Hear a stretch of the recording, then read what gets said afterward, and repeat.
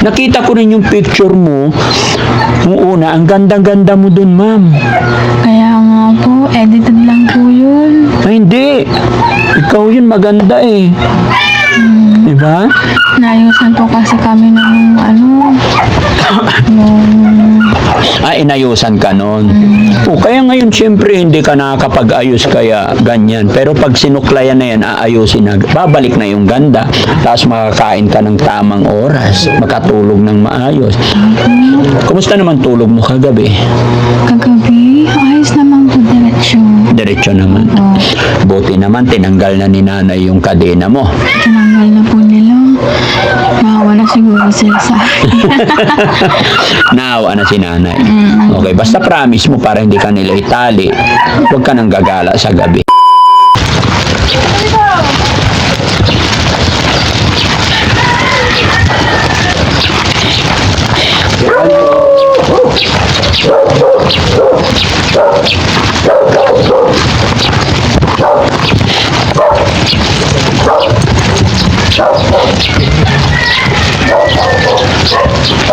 Ayo!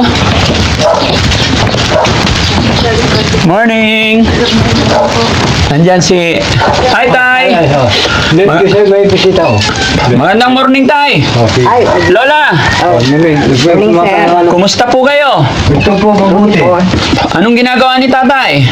Ito po naglinis ng trapya. Oh, Naglinis ng trapya. Tay! Pwede ba makausap kita saglit, Tay? Oo, sige. Gusto ko lang makilala po ikaw. Hayaan mo na, huwag na kami uupo, Tay. Hindi kami magtatagal. Gano'n ba? Opo, saglit lang kami. Sige. Pwede naman. Mabuti naman, Tay, at inabot po kita. Kamusta kayo eh? Hindi, ako mangungumusta sa inyo. Bakit lahat? Dapat lahat. Dapat lahat. Oo. Ang nangyari sa mata mo, Tay? Ito embol. Ay, inborn. Kapatid. Bakit may bukol yung paa mo? Hindi, napinano ko sa sa motor ko. Ha? Single. Nandun ko sa motor ko. Single. Disgrasya. Noong araw. Ganun. Tay, kaya kami bumalik. Papasyalan namin si ma'am, si teacher. Si madam. Ano nangyari kay madam? Kumusta po siya? Ito naman po sa loob. Labas ka nga anak dito. Pwede kami tumuloy, Tay? Pwede. Ano pangalan niyo pala ni Tatay? Boy, B.Y. BY? B.O.Y. Boy. Boy BOY. Tatay Boy BOY. Pasok po kami. Okay. Tatay talaga, maloko rin to eh. Hindi naman. Kunti lang. Joke time din eh. Oo. May ilaw ba tayo rito, Tay? Mayroon. Pwede ba i-sense natin? Ito po. Hi, ma'am. Good morning. Pwede. Pwede. Ayan, kumusta na si ma'am? Ayos lang po. Very good. Apir mo na, ma'am. Kilala mo na ako. Lagi lang po. Ayan, si Daddy Frankie. Wala po. Nay! Yuruan pa? Yuruan. Upuan. Hello po. Pwedeng... Yan, hiram ng upuan. Okay lang dito, guys. Okay lang. Upo ka, ma'am. Kunwari, ma'am, mga estudyante mo kami. Opo. Oo. Good morning, class! Good morning, teacher. Sinong absent ngayong araw? Si Bandam po ang absent, ma'am. Ay, wala si Banda. Yes po. Ay, any news kung kamusta si Bandam? Sorry? Any news po? News about Bandam. Nasobrahan po ng kain, kaya nahirapan siyang maglakad papunta sa school. Ay, yun naman pala sabihin niya magpagaling siya ha. Yes, ma'am. Pero nandyan po si ma'am, si Sam, si Ken, si Tax, si Chano, and si Daddy Frankie po. Alright. Ma'am, ano pong lecture natin today? Salamat sa pagpunta sa ating salamat sa pagpasok ngayong araw. So, ang ating lecture ngayong araw ay all about verbs. Wow. Mukhang English to, mapapalaban na. Ma'am, huwag masyadong Englishan kasi mahina ako sa English. Sorry ma'am, nandyan din pala yung isa natin estudyante, si Lolo Risky. Hello po, Lolo. Sige ma'am, doon tayo sa verbs. Yes, Where is Ken? Dito ka. Alam ko, magaling ka sa English eh. Po. Yes, sir. Ayan. definition ng verbs? Oh, sige. Raise your hand. Yes. Tax. Verbs is in action word. Very good, Tax. Pwede maaari ka nang umupo. Thank you, ma'am. Salamat po. Welcome. So, pag sinabi nating verbs, ito ay mga action words. Pag sinabi natin action words, ano kaya ang mga halimbawa nito? Any hand? Anyone who can answer my question? Yes. Chano? Like dance, ma'am. Dance? Yes. Very good. Another example? Kalbo. Kalbo? No. Kalbo is not an action word. Mali pa. Kalbo is a noun. Nouns, yes. Anyone? Yes? Bird. Anong bird? Flying. Bird is a noun. Action. A noun. Oh, bird is a noun. Anyone Kuya Ken? who would know the answer? Yes? Running. Running. Very good. Very good talaga si Kuya Ken? Kuya Ken. Then Kuya Nakuha na. Tax. Kuya Tax, yes. Alright, so since na-define na natin kung ano ang verb, susunod naman natin na i-discuss. Ay, wait lang. So since na-define na natin ang verb, magkakaroon tayo na ng short quiz. Yun, may quiz na. Patay tayo dyan. Short quiz Sige, 1 ma'am. to 5. Sasagutan nyo yan, ha? Yes, ma'am. Yes, ma'am. Sasagutan nyo yun. Pagbalik na nyo dito, pagbalik ko dito, dapat may mga sagot na kayo at i-check natin yan. Yes, Okay. ma'am. Yes, ma'am. Okay. So, 5. Kunwari, magsusulat ako. 1, 2, 3, 4, 5. Match the answer inside the box. Ang galing ni teacher, no? Teacher, ma'am, namimiss mo na po ba pumunta ng school? Opo, namimiss ko na po magturo. Alam mo, ma'am, kaya kami pumunta dito dahil may pinaplano ang Team Daddy Frankie. Pinag-uusapan namin kung paano ka namin mas matutulungan pa. Opo, Alam kong kayang-kaya mo. opo. Alam kong minor pa lang yung nagiging problema natin. Basta may pagtulungan ka lang sa amin. Opo. By the way, meron kaming dalang pasalubong para sa'yo. Sana yung mga prutas natin. Wait lang po. Ay, wow! Later. Yay! Ang dami naman niya. Yes, Para kay ma'am. Siyempre, kasi bait ni teacher eh. Siyempre, para mabilis makarecover, pumili kami ng Ang dami. banana. Banana. Banana. Daming grapes. Yan, and of course, para sa inyo ni tatay tsaka si nanay, grapes. Grapes. Yan, Yan, lagay ko po dito, ma'am. Kapuan para mailapag niya. dito. Opo. Salamat po. Yun, very good. And, Perfect. perfect. Yeah. What is that? Oranges.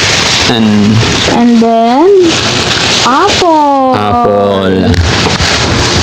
Okay. Napaka-importante kasi, ma'am, na makakain tayo everyday ng mga prutas. Opo, kasi masustansya po yan. Love and bountiful fruits, kagaya sabi sa Bible. Ah, galing, no? Yes po. So, ma'am, pagka always tayong kakain ng fruits, mga prutas, ano yung benefits pupunta sa katawan natin?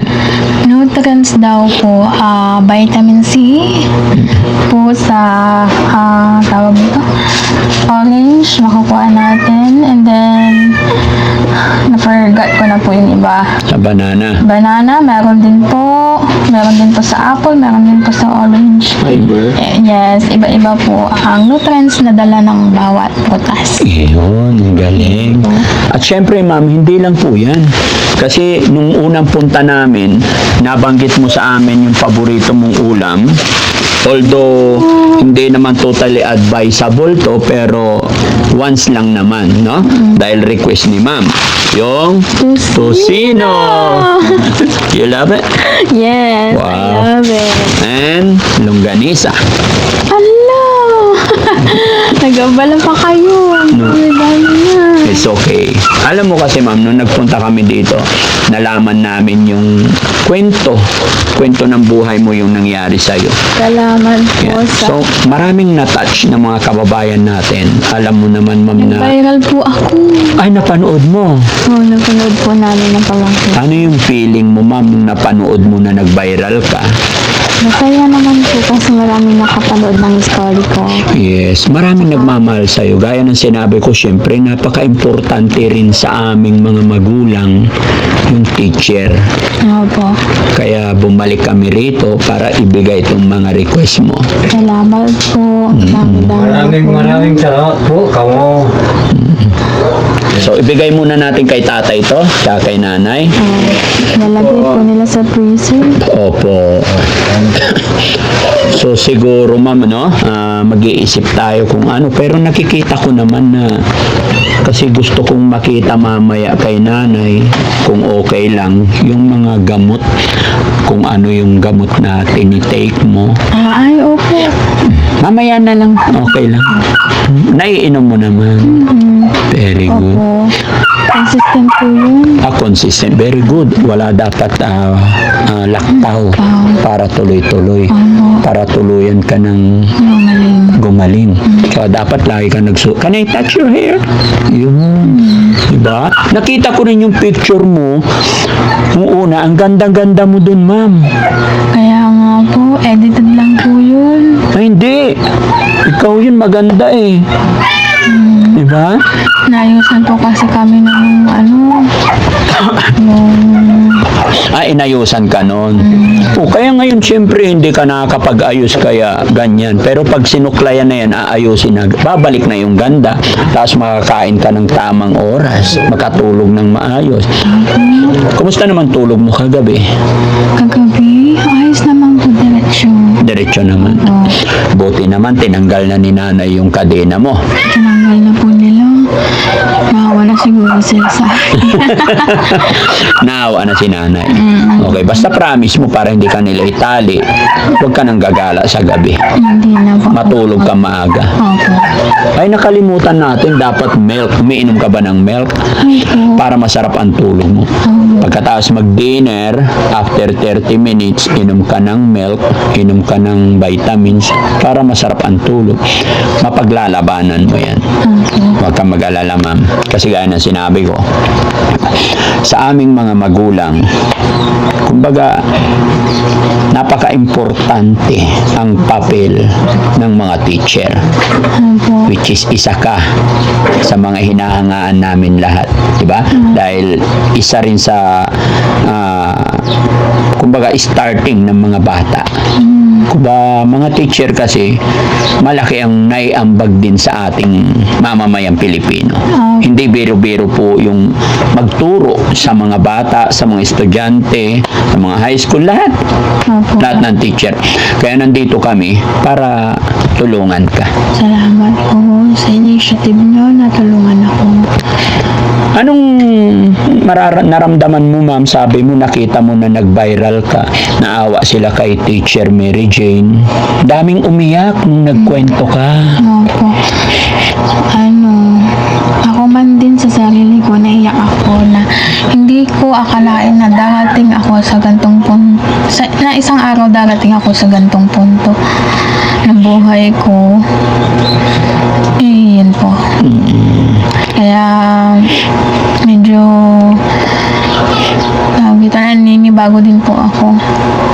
Pero kakayanin ko po ito sa tulong ng Diyos po sa akin at ng lahat ng mga taong ginagawang instrumento ng Diyos para tulungan mo ako.